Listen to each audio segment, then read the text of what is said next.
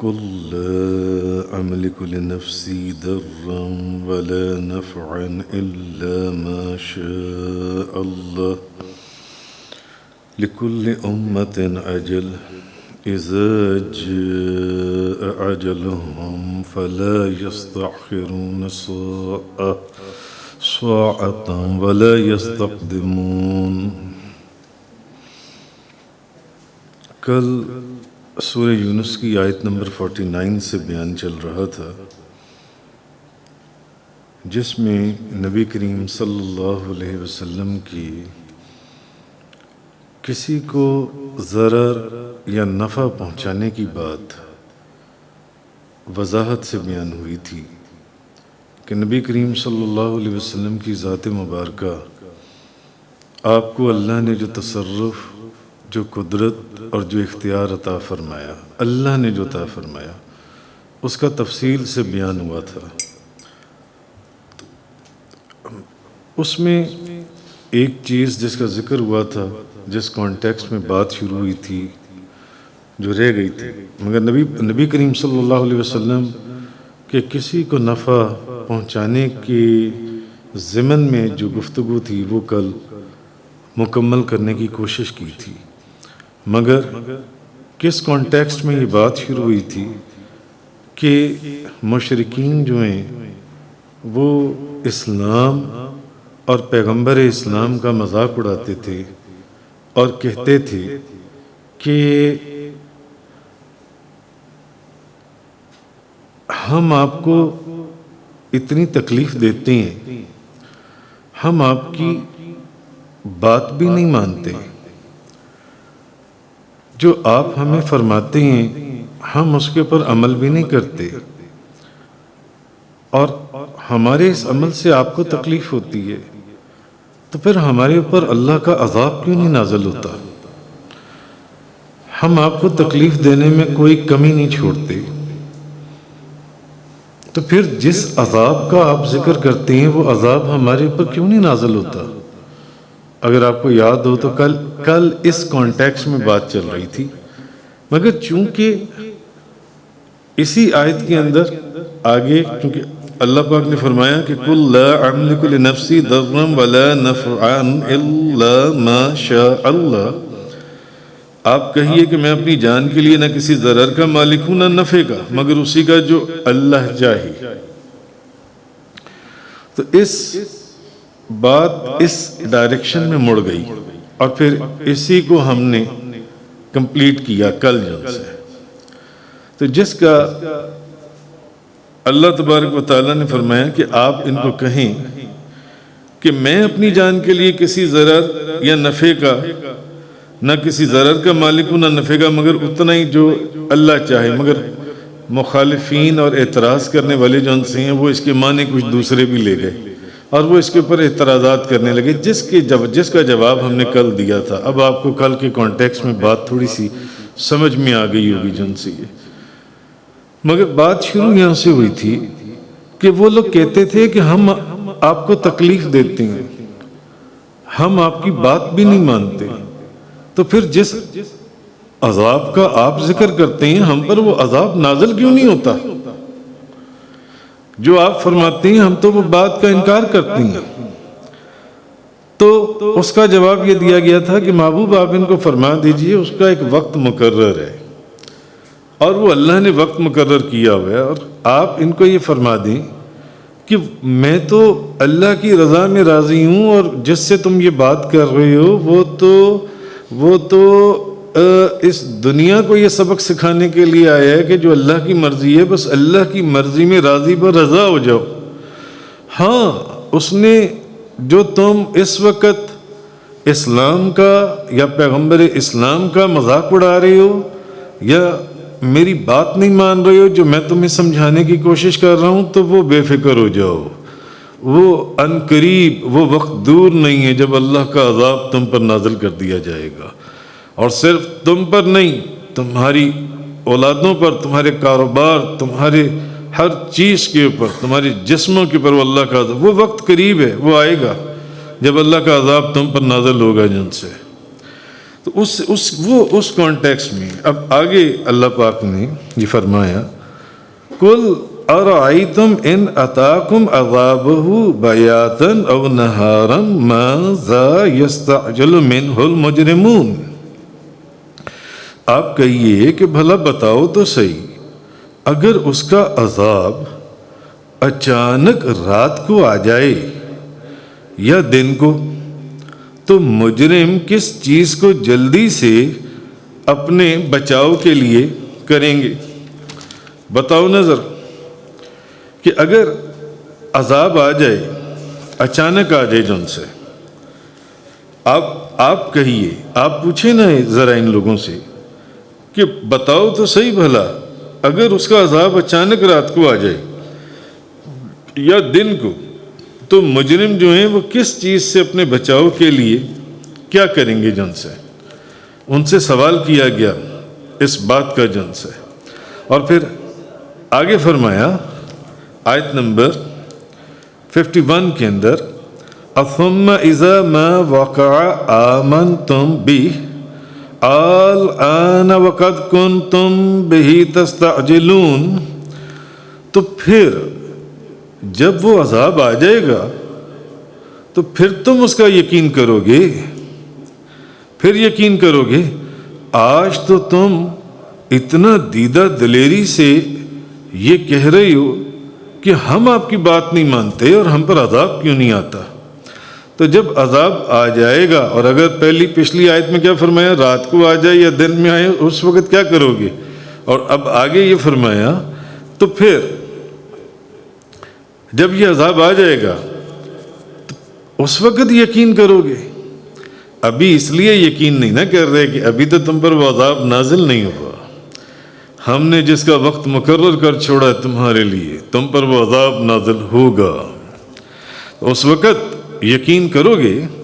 تو ان سے کہا جائے گا کہ اب مانا تم نے، بے شک تم اسی کو جلدی طلب کرتے تھے، جلدی، یعنی جب ان پر اللہ کا عذاب نازل ہو جائے گا، واقع ہو جائے گا، تو اب ان سے پوچھا جائے گا کہ اب بتاؤ کہ اب تم ایمان لے آئے، جب عذاب نازل ہوگا تو اب تم نے اس کی تصدیق کر دی، جیسے کہ پہلی قومی بعض قوموں کے جن کے پیچھے آپ کس سے اسی درس قرآن کے اندر، تفسیر قرآن کے اندر یا تفسیر محسن کے اندر آپ یہ پڑھ آئے کہ جب عذاب نازل ہوتا تھا تو اسی وقت پیغمبر یا پیغمبر اسلام کی تصدیق کر دیتے تھے، اسی وقت اللہ کی وحدانیت اور اس وقت کے جو نبی ہوتے تھے ان کی نبوت کا اقرار کر لیتے تھے۔ تو اب وہی بات فرمائی جا رہی ہے کہ پیچھے تو قرآن میں یہ قصے بے شمار اور تمہیں سارے قصے سنائے بھی گئے اور بتائے بھی گئے، تو جب عذاب نازل ہو جائے گا تو اس وقت تم یہ کہو گے، تم سے اس وقت تمہیں کہا جائے گا اب ایمان لے آئے ہو، اب اس کی تصدیق کرتے ہو، مگر اس وقت تمہاری تصدیق کرنے یا ایمان لانے کا کوئی فائدہ نہیں ہوگا، کیونکہ وقت گزر چکا تھا۔ جو وقت تمہیں میرا پیغمبر، میرے ہادی، جن کو میں نے تمہارے لیے ہادی بنا کر بھیجا، رحمت بنا کر بھیجا، جب وہ تمہیں کہتے رہے تو تم ان کی بات کا انکار کرتے رہے، اور تم نے ان کی بات نہیں مانی جن سی، اور تم ان کا انکار کرتے رہے جن سے۔ تو اب اگر ایمان لے بھی آئے اور تصدیق کر بھی دی تو اب اس کا کوئی فائدہ نہیں ہے۔ تو تم سے پہلے بھی ایسے لوگ گزرے ہیں جو اپنے نبیوں سے یہ مطالبہ کیا کرتے تھے کہ ہم پر عذاب کیوں نہیں نازل ہوتا، ہم پر عذاب نازل ہونا، اور عذاب کے نزول کا انکار کیا کرتے تھے جب پیغمبر ان کو ڈراتے تھے۔ تو اب تم اس چیز کو چکھو جس چیز کا تم انکار کرتے تھے۔ آگے فرمایا ثم قیل للذین ظلموا ذوقوا عذاب الخلد، پھر ظالموں سے کہا جائے گا دائمی عذاب کا مزہ چکھو، دائمی عذاب کا۔ هل تجزون الا بما کنتم تکسبون، تمہیں صرف انہی کاموں کی سزا دی جائے گی جو تم کرتے تھے،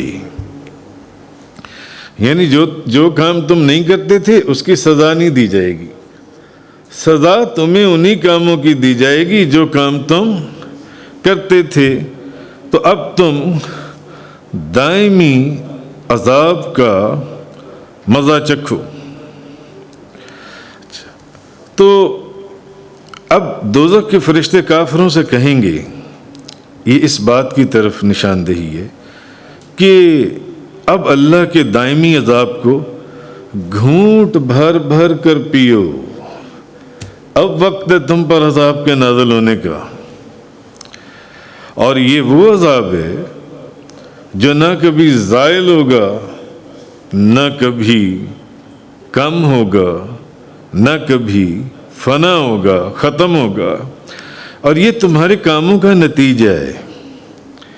یہ وہ کام ہیں جو تم اپنی زندگی میں کرتے تھے اور اللہ کے رسول کے حکم کو بجا نہیں لاتے تھے، اللہ یا اللہ کے رسول کے حکم کا انکار کرتے تھے۔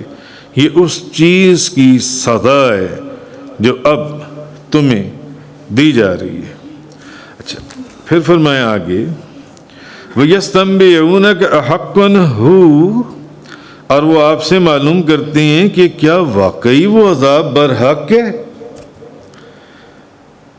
ان میں سے بعض حضور سے پوچھتے ہوں گے کہ کیا جس عذاب کا آپ ذکر کر رہے ہیں واقعی وہ برحق ہے؟ بعض تو وہ تھے جو مذاق اڑاتے تھے، بعض وہ تھے جو بات ہی نہیں مانتے تھے اور انکار کرتے تھے اور تمسخر کرتے تھے کہ ہم آپ کی بات نہیں مانتے اور آپ ہمیں عذاب سے ڈراتے ہیں۔ لائیں نا، وہ عذاب لا کر دکھائیں۔ وَيَسْتَنبِئُونَكَ أَحَقٌّ هُوَ، اور وہ آپ سے معلوم کرتے ہیں کیا وہ عذاب برحق ہے۔ قُلْ اِی وَرَبِّی إِنَّهُ لَحَقٌّ، آپ کہیے کہ ہاں میرے رب کی قسم وہ عذاب برحق ہے، یعنی میں تمہیں جس عذاب کی خبر دے رہا ہوں وہ عذاب برحق ہے۔ وَمَا أَنْتُمْ بِمُعْجِزِينَ، اور تم عاجز کرنے والے نہیں ہو، یعنی تم میرے رب کو عاجز کرنے والے نہیں ہو کہ وہ عذاب نازل نہ ہو۔ اس عذاب نے نازل ہونا ہے، اس عذاب نے۔ تو عذاب کے بارے میں بار بار پوچھتے ہو کہ اچھا کیا واقعی وہ عذاب آئے گا؟ جیسے کہ کل کے بیان میں تفصیل گزری تھی کہ مذاق اڑاتے تھے اور بات نہیں مانتے تھے جو بھی حضور فرماتے تھے۔ تو کیا واقعی عذاب آئے گا یا یہ صرف خالی دھمکیاں ہیں؟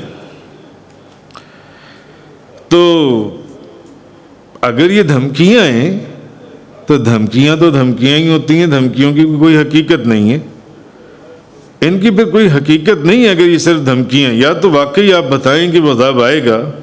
تو اب اللہ پاک اپنے محبوب کو فرما رہا ہے کہ محبوب آپ فرمائیے کہ میں خدا کی قسم کھا کے کہتا ہوں کہ وہ عذاب آئے گا، وہ عذاب آئے گا۔ یہ دھمکیاں نہیں ہیں بلکہ یہ حقیقت ہے جس میں شک اور شبے کی کوئی گنجائش نہیں ہے، جس میں شک اور شبے کی کوئی گنجائش نہیں ہے۔ ابھی بھی وقت ہے، گندگی اور غلاظت کے جس ڈھیر کے اندر بیٹھے ہوئے ہو یا گر گئے ہو یا گرنے والے ہو، میں تمہیں پاکیزگی کا راستہ دکھا رہا ہوں، ادھر آ جاؤ۔ اور اگر تم اس کو صرف خالی دھمکیاں سمجھ رہے ہو کہ میں تمہیں صرف دھمکی دے رہا ہوں، ایسا کچھ نہیں ہوگا، تو پھر تم دیکھ لو گے جب وہ ہو جائے گا، جب وہ ہو جائے گا۔ تو اللہ پاک نے فرمایا کہ آپ ان کو یہ فرمائیے کہ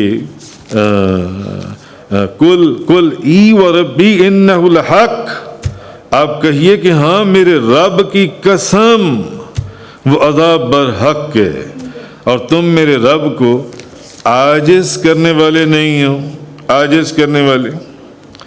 آگے فرمایا وَلَوْ أَنَّ لِكُلِّ نَفْسٍ ظَلَمَتْ مَا فِي الْأَرْضِ لَافْتَدَتْ بِهِ، اور اگر ہر ظالم کی ملکیت میں، جو ظالم لوگ ہیں ان کی ملکیت میں روئے زمین کی تمام چیزیں ہوتی تو وہ عذاب سے بچنے کے لیے ان سب کو ضرور دے ڈالتا۔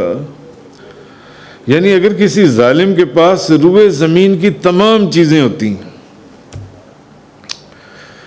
وَأَسَرُّ النَّدَامَةَ لَمَّا رَأَوُا الْعَذَابَ، اور جب وہ عذاب کو دیکھیں گے، اور جس کا میں تمہیں کہتا تھا نا کہ میری بات مان جاؤ، مگر تم بات نہیں مانتے تھے، اس وقت پریشان ہوں گے جب ان کو جس چیز کی تم نشاندہی کرتے تھے، ان کو سمجھاتے تھے کہ خدا کا واسطہ میں دیکھ رہا ہوں کہ تم گندگی اور غلاظت کے ڈھیر میں گر رہے ہو، اور تم اس میں گر گئے، اس میں بیٹھ گئے ہو، تم اس سے باہر پاکیزگی کی طرف لوٹ آؤ، پاکیزگی کی طرف آ جاؤ واپس جون سے۔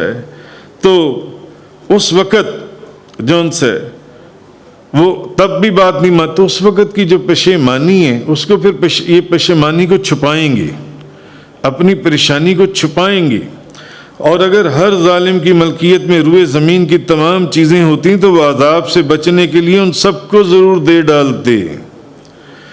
اچھا، اب جب وہ دیکھ لیں گے کہ جس عذاب کا ہمیں خبر دی گئی تھی، خبر تو نبی کریم صلی اللہ علیہ وسلم دے رہے تھے نا، اللہ کا کلام جو حضور کے اوپر نازل ہوتا تھا وحی کے ذریعے وہ حضور ان کو خبر دے رہے تھے، اب وہ اپنی پشیمانی کو چھپائیں گے۔ وَأَسَرُّ النَّدَامَةَ لَمَّا رَأَوُا الْعَذَابَ وَقُضِيَ بَيْنَهُم بِالْقِسْطِ وَهُمْ لَا يُظْلَمُونَ، اور ان کے درمیان عدل سے فیصلہ کیا جائے گا اور ان پر بالکل ظلم نہیں کیا جائے گا۔ پچھلی آیت میں کیا فرمایا کہ ان کو اتنی ہی سزا دی جائے گی جو انہوں نے برے کام کیے تھے، انہی اعمال کی سزا، تو جو انہوں نے جو اعمال برے نہیں کیے اس کی جو اعمال برے کیے اتنی ہی سزا دی جائے گی جن سی۔ اور اس آیت میں کیا فرمایا؟ وَقُضِيَ بَيْنَهُم بِالْقِسْطِ، اور ان کے درمیان عدل سے فیصلہ کیا جائے گا، وَهُمْ لَا يُظْلَمُونَ، اور ان پر بالکل ظلم نہیں کیا جائے گا۔ تو اب اللہ تعالیٰ نے اس آیت کے اندر ایک بات تو یہ فرمائی کہ ظالم کے اگر بس میں ہوتا تو وہ دنیا کی پوری دولت دے کر بھی جب اس کے اوپر عذاب نازل ہوگا، اگر اس کے بس میں ہوتا تو وہ دنیا کی پوری دولت دے کر بھی کوشش کرتا کہ کسی طرح یہ عذاب میرے پر نازل نہ ہو، مجھے اس عذاب سے نکال دیا جائے۔ اور دوسری بات جو اللہ پاک نے فرمائی وہ یہ کہ ظالم جو ہے اس آیت کے اندر اب وہ اپنی جو پشیمانی ہے، شرمندگی ہے، پریشانی ہے، اس کو چھپائیں گے کہ کسی کو پتہ نہ چلے کہ میں پشیمان ہوں، میں پریشان ہوں۔ اور تیسری بات جو اللہ نے فرمائی اسی آیت کے اندر، آیت نمبر 54 کے اندر، وہ یہ کہ ان کے درمیان عدل سے فیصلہ کیا جائے گا، عدل سے فیصلہ کیا جائے گا۔ تو ظالم اس دن جب عذاب نازل ہوگا اور ان کو عذاب میں ڈالا جائے گا اور وہ عذاب کے حقدار قرار پائیں گے، اگر روئے زمین کی تمام دولت بھی ان کے پاس ہو تو ان کی کوشش ہوگی کہ اگر ہمیں آج اس عذاب سے بچا لیا جائے تو ہم روئے زمین کی تمام دولت دینے کے لیے تیار ہیں۔ اور دوسری بات اس آیت کے اندر یہ فرمائی کہ جب وہ عذاب کو دیکھیں گے تو اپنی پشیمانی اور اب جو پچھتاوا ہوگا اب وہ اس کو چھپائیں گے۔ اب کیوں چھپائیں گے؟ کیونکہ جن لوگوں کے سامنے وہ کھڑے ہوں گے انہی کے سامنے تو وہ جب نبی کریم صلی اللہ علیہ وسلم ان کو پاکیزگی کی طرف بلاتے تھے تو وہ آنے کا انکار کرتے تھے، وہ کہتے تھے نہیں، تو وہ انکار کرتے تھے۔ اور جب حضور کہتے تھے کہ بات نہیں مانو گے تو پھر اللہ کا عذاب نازل ہوگا، گندگی اور غلاظت کے ڈھیر میں پھینک دیے جاؤ گے، تو پھر آگے سے مذاق اڑاتے تھے، کہتے تھے کہ اچھا پھر وہ عذاب نازل فرمائے نا، ہم تو آپ کی بات نہیں مانتے، بلکہ ہم معاذ اللہ اسلام اور پیغمبر اسلام آپ دونوں ہم آپ کا مذاق اڑاتے ہیں، عذاب نازل کریں نا، جس کا جواب حضور نے فرمایا کہ اس کا وقت مقرر ہے، بے فکر ہو جاؤ، وہ عذاب کا ایک وقت اس نے اپنی مشیت میں ایک متعین کیا ہوا وقت، وہ جس وقت نازل ہونا ہوگا وہ نازل ہو جائے گا، اس کی بات چھوڑو۔ اور تیسری چیز یہ کہ ان کو اپنے جو ساتھ لوگ ہوں گے اب یہ ان سے پشیمان ہوں گے، پچھتاوا ہوگا، وہ پاس کھڑے ہوئے ہوں گے، وہ دیکھ رہے ہوں گے کہ اب وہ ان کو لعنت اور ملامت نہ کریں کہ یار تمہیں تو آپ سرکار بلاتے تھے کہ آ جاؤ، اب بھی بات مان جاؤ، اب بھی بات مان جاؤ، تو اب ہم نہیں مانتے تھے، تو اب کہیں یہ جو ہمارے ہی ساتھی، ہمارے ہی دوست تھے، ہمارے ہی گروپ کے لوگ تھے، کہیں ہمیں لعنت اور ملامت، یہ تفسیروں میں لکھا ہوا ہے، اب ہمیں کہیں لعنت یا ملامت نہ کریں کہ لعنت ہو تم پر، جب آپ سرکار بلاتے تھے تو اس وقت انکار کرتے تھے، اور اب بتاؤ تو جو چیز انہوں نے کہی تھی اب اسی گڑھے میں گر گئی ہو نا، اب اللہ کا وہ عذاب نازل ہو گیا ہے۔ تو اب رہی بات یہ کہ ان کے درمیان، ظالموں کے درمیان عدل کے ساتھ فیصلہ کر دیا جائے گا، عدل کے ساتھ جی، اور ان کے درمیان عدل سے فیصلہ کیا جائے گا اور ان پر بالکل ظلم نہیں کیا جائے گا۔ وَقُضِيَ بَيْنَهُمْ بِالْقِسْطِ وَهُمْ لَا يُظْلَمُونَ، ان کے درمیان عدل سے فیصلہ کیا جائے گا۔ تو دنیا میں اب بعض ظالموں نے دوسرے اپنے ہی گروپ کے لوگوں کے اوپر، کافروں نے، چلیں اس کو آسان لفظوں میں سمجھ لیں، بعض کافروں نے بعض کافروں کے اوپر ظلم کیا ہوگا۔ جیسے مسلمانوں میں بھی تو بعض لوگ آپ کو ملتے ہیں نا جو ایک دوسرے کے اوپر ظلم کرتے ہیں، تو کافروں کے اندر بھی ایسے لوگ ہیں جو آپس میں ایک دوسرے کے اوپر ظلم کرتے ہیں۔ تو جس نے ظلم کیا وہ تو ظالم، اور کافر نے جس کافر کے اوپر ظلم کیا وہ کیا ہوا؟ مظلوم۔ وہ مظلوم ہیں دونوں کافر، ظلم کرنے والا بھی اور جس پر ظلم کیا جا رہا ہے وہ بھی۔ تو بعض کافروں نے کافروں کے اوپر ظلم کیا ہوگا، تو اس کا کیا مطلب ہے کہ ان کے درمیان عدل سے فیصلہ کر دیا جائے گا؟ یہ بات سوچنے کی ہے۔ تو مفسرین اس کا بڑا پیارا جواب دیتے ہیں کہ ان کے درمیان، یعنی کافروں کے درمیان، ظلم کرنے والوں کے درمیان عدل سے فیصلہ کر دیا جائے گا۔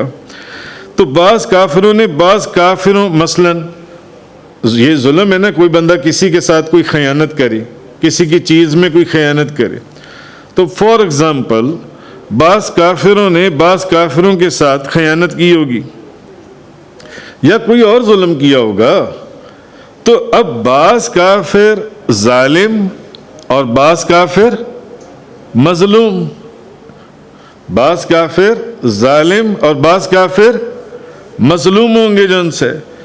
اور عدل کا تقاضا یہ ہے، عدل کا اور انصاف کا تقاضا یہ ہے کہ مظلوم کا جو عذاب ہے وہ ظالم سے کم ہو۔ مظلوم کا جو عذاب ہے، جس کے اوپر ظلم کیا گیا ہے وہ تو مظلوم ہے، ہیں دونوں کافر، اور جس نے اس کے اوپر ظلم کیے وہ ظالم ہے، اور جس پر ظلم کیے وہ مظلوم ہے، ہیں دونوں کافر، ہیں دونوں کافر۔ تو اب آپ کو اس آیت کی اصل انٹرپریٹیشن سمجھ میں آ جائے گی کہ ان کے درمیان عدل کے ساتھ فیصلہ کیا جائے گا۔ تو عدل اور انصاف کا تقاضا یہ ہے کہ ظالم کا عذاب زیادہ ہو اور مظلوم کا عذاب کم ہے۔ اس پر بھی عذاب، کیوں؟ کیونکہ وہ کافر ہے، کیونکہ وہ کافر ہے اس پر بھی عذاب۔ تو ظالم کا عذاب کم ہو مظلوم کی بنسبت جون سے، اور ظالم کا عذاب جون سے وہ مظلوم کے عذاب سے زیادہ ہو، مظلوم کا عذاب کم ہو۔ اس لیے اللہ نے فرمایا کہ ان کے درمیان عدل سے فیصلہ کیا جائے گا اور ان پر بالکل ظلم نہیں کیا جائے گا۔ واہ کیا بات ہے، کیا مفسرین نے اس کی تفسیر کی ہے جون سی ہے۔ آگے فرمایا آیت نمبر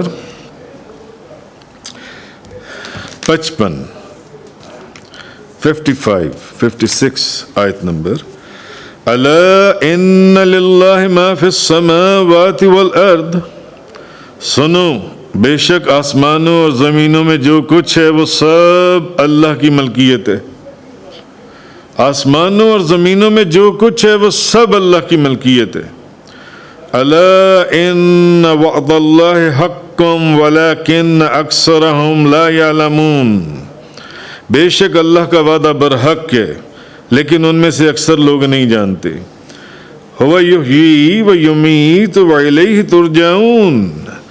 وہی زندگی دیتا ہے اور وہی زندگی لیتا ہے اور تم اسی کی طرف لوٹائے جاؤ گے.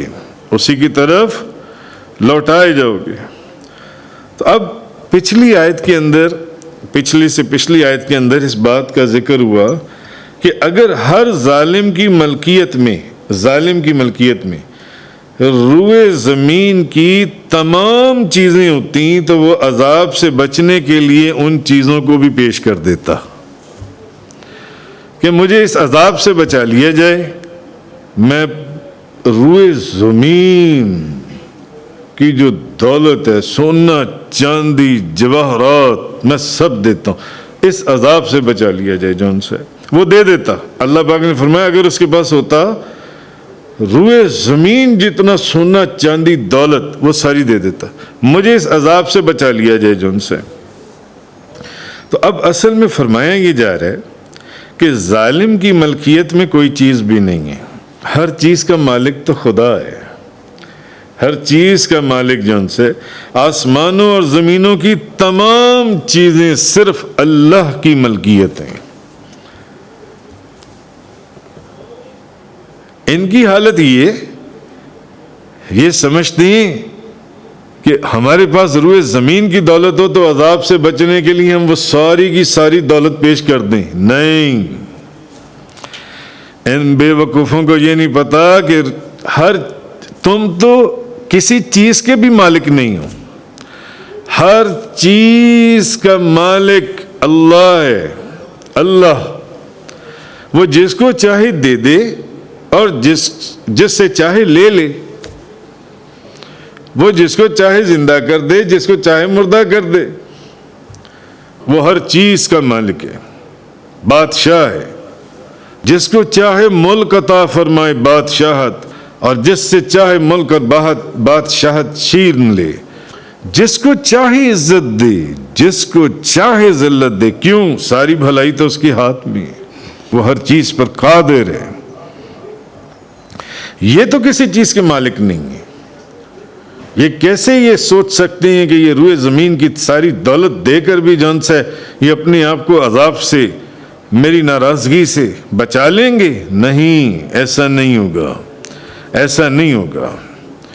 تو اب بتایا یہ جا رہا ہے کہ یہ جو دنیا کے لوگ ہیں یہ ظاہری اسباب کی طرف توجہ کرتے ہیں، یہ مجاز کی طرف توجہ کرتے ہیں، یہ حقیقت کی طرف توجہ نہیں کرتے جن سے.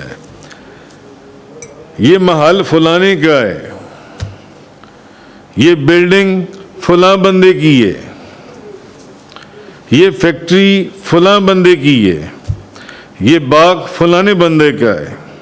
تو وہ ہر چیز کی کسی اور مالک کی طرف نسبت کرتے ہیں. تو یہ ان کی غفلت کا نتیجہ ہے کہ یہ توجہ نہیں کرتے جن سے، کیونکہ یہ ظاہر اور مجاز میں ڈوبے ہوئے ہیں. تو اللہ تعالیٰ ان کو یہ تنبیہ کر رہا ہے کہ نہیں، یہ سب چیزیں اللہ کی ملکیت ہیں. یہ باغ بھی اللہ کا ہے، یہ فیکٹری بھی اللہ کی ہے، یہ گھر بھی اللہ کا ہے، یہ محل بھی اللہ کا ہے، یہ زمین بھی اللہ کی ہے. یہ تو سب اصل تو مالک وہ ہے، وہ جس کو مرضی اس کا مالک بنا دے، وہ جس کے مرضی اس تصرف میں وہ چیز دے دے، جس کی مرضی قدرت میں وہ چیز دے دے. مگر اصل مالک تو وہی ہے. وہ زندگی لینے والا ہے، وہ زندگی دینے والا ہے. تو جب وہ تمہاری یہ زندگی جو ان سے واپس لے لے گا، جس دن اس نے جو تمہیں زندگی دی ہے، جب اس دن وہ تمہاری زندگی واپس لے لے گا تو بتاؤ اب تمہاری ملکیت میں کیا رہے گا؟ تمہاری ملکیت میں تو کچھ بھی نہیں رہے گا نا. تو تم تو اپنے مالک نہیں ہو، تو اپنی چیزوں کے مالک. اصل میں سب چیزوں کا مالک اللہ ہے. اللہ بس الا ان للہ ما فی السماوات والارض، سنو بے شک آسمانوں اور زمینوں میں جو کچھ ہے وہ سب اللہ کی ملکیت ہے. الا ان وعد اللہ حق ولکن اکثرهم لا یعلمون، سنو بے شک اللہ کا وعدہ برحق ہے لیکن ان میں سے اکثر لوگ نہیں جانتے. هو یحیی و یمیت و الیہ ترجعون، وہی زندگی دیتا ہے اور وہی زندگی لیتا ہے اور تم اسی کی طرف لوٹائے جاؤ گے. وآخر الدعوانا ان الحمد للہ رب العالمین. تفسیر قرآن کا یہ لیکچر انگلش میں سننے کے لیے براہ کرم ڈسکرپشن میں موجود لنک پر کلک کریں.